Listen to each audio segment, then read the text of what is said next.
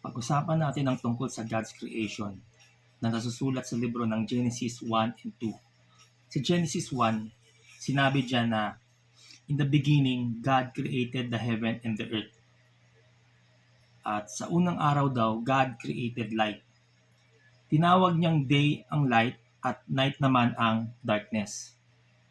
Sa second day, God said, "Let there be a firmament in the midst of the waters, and let it divide the waters from the waters."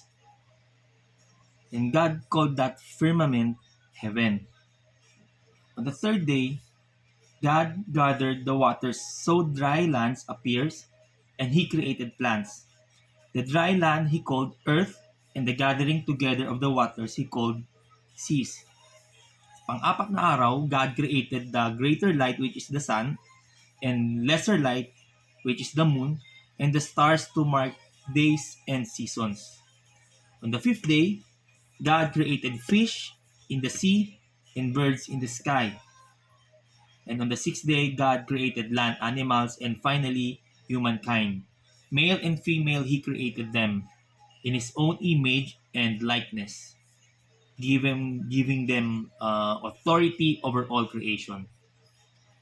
At pagdating ng seventh day, God rested and made this day holy, completing His work. So yun yung summary ng Genesis 1. Sa Genesis 2, sinasabi naman dito na on the seventh day, God ended His work which He had made and He rested. He made it holy, yung seventh day, He made it holy because God rested from all His work that He had done creation. So yun. So these are the generations of the heavens and earth when they were created. When no bush of the field was yet in the land, and no small plant. For the Lord God had not caused it to rain on the land, and there was no man to work the ground. Then the Lord God formed the man of dust from the ground, and breathed into his nostrils the breath of life, and the man became a living creature. And the Lord God planted a garden in Eden. There he put the man whom he had formed. The Lord commanded the man, saying, "You may surely eat of every tree of the garden, but of the tree of the knowledge of good and evil you shall not eat. If you do, you shall surely die." Then the Lord God said, "It is not good that the man should be alone." So God had created animals and then made woman from the man's ribs to be his companion and equal partner. The man and woman were both naked and were not ashamed. So yun yung summary ng Genesis 1 and Genesis 2. Ngayon, dun sa Genesis 1 at saka Genesis 2, pag-usapan natin bakit anong ibig sabihin ng mga salita doon. Halimbawa, bakit sa Genesis 1 yung ginamit na pangalan ng Diyos doon is Elohim o God. Tapos sa Genesis 2 naman, Yahweh Elohim o the Lord God. So, dito ang Elohim kasi, nagpapakita to ng authority at pagiging makapangyarihan sa lahat. Kaya sa Genesis 1, makikita mo na dakila at makapangyarihan yung Diyos.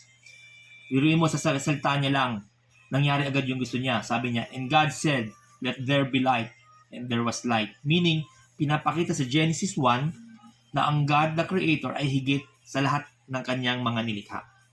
While sa Genesis 2 naman, ang Yahweh ay personal name ng Diyos. Dito pinapakita niya ang personal na ugnayan niya sa tao. Kaya sa Genesis 2, makikita nyo na mas personal ang Diyos at mapagmalasakit. The Lord God formed man from the dust of the ground and breathed into his nostrils the breath of life. Ayan. So meron pang isa about naman dito sa Genesis 1, sabi dito na yung animals mas nauna sa bago tao. Sa Genesis 2 naman, parang mas nauna yung tao kaysa sa animals. Ganun din yung mga plants. Sa Genesis 1, mas nauna yung plants bago sa tao, while sa Genesis 2, baliktad.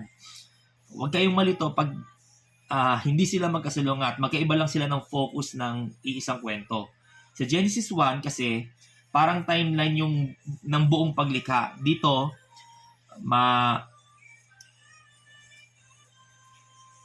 dito sa Genesis 1, malinaw na sa day 6, animals muna talaga bago ang tao. Ibig sabihin, lahat ay hinanda na o handa na bago pa dumating yung tao. May pagkain na, may kalikasan, may mga hayop na alagaan. Sa Genesis 2, hindi na nasunod yung timeline dito. Parang zoom into ng story na nakatutok sa tao at sa relasyon niya sa Diyos. Kaya dito muna, tao muna ang binanggit para ipakita o kung paano nilikha ng Diyos ang lalaki at paano niya dinala sa kanya ang mga animals. Sabi sa Genesis chapter 2 verse 9, "Now the Lord God has formed out of the ground all the wild animals." Ibig sabihin, nung una pa, ginawa na niya ang mga animals. Same as Genesis 1. Pero ngayon lang niya dinala kay Adan o dun sa lalaki. Ipinapakita lang dito yung interaction ni Adan sa kanila. Bakit naman sa Genesis 1, sinabi doon, male and female, he created them. Male and female, he created them. Ibig ba sabihin nun, sabay silang ginawa ng Diyos, yung male sa female. Tapos sa Genesis 2 naman, sinabi doon, form the man first, then made the woman from his rib. So, alin dito yung totoo? Bale, ganito kasi yan. Sa Genesis 1, kasi summary lang, ang Genesis 1, parang ang Genesis 1 kasi summary lang siya ng paglikha ng Diyos sa tao. Hindi sinabi kung paanong eksaktong ginawa. Ipinakita lang dito yung pareho silang nilikha ng Diyos at pareho yung halaga at digninan nila, yung lalaki sa babae. Ang focus dito yung pantay na halaga ng lalaki at babae, hindi yung order o yung sequence ng paggawa. So, overview lang ito. Overview yung Genesis 1. Sabay silang binanggit dito kasi pantay sila sa harap ng Diyos. Sa Genesis 2 naman, mas detalyado yung kwento kung paano nilikha ng Diyos ang lalaki at babae. Mas personal yung kwento dito kung paano sila nilikha para sa isa't isa. Hindi para ipakita na mas mababa yung babae, kundi para ipakita na siya or sila ay magkaugnay at magkapantay. Sabi nga, bones of my bones, flesh of my flesh. Ang kabuuan nito, ang Genesis 1 at 2 ay hindi sila mag-contract, hindi contradiction, kundi complementary. Kasi sa Genesis 1, dito pinapakita kung ano ang ginawa ng Diyos. Sa Genesis 2 naman, paano at bakit ginawa ng Diyos ang tao. Diba parang ganon sa Genesis 1, order of creation. While sa Genesis 2, story of relationship. So magkaiba lang sila ng focus o layunin ng dalawang chapter. Pero the same lang sila.